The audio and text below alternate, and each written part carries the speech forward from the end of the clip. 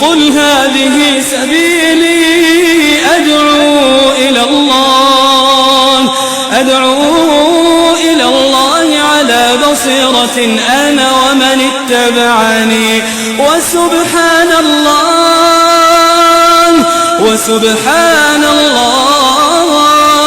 وسبحان الله وما أنا من المشركين وما أرسلنا من قبلك إلا رجالا نوحي إليهم من أهل القرى أفلم يسيروا في الأرض فينظروا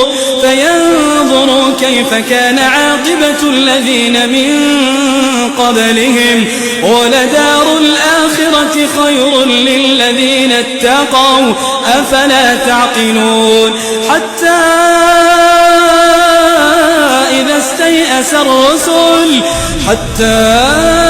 إذا استيأس الرسل وظنوا أنهم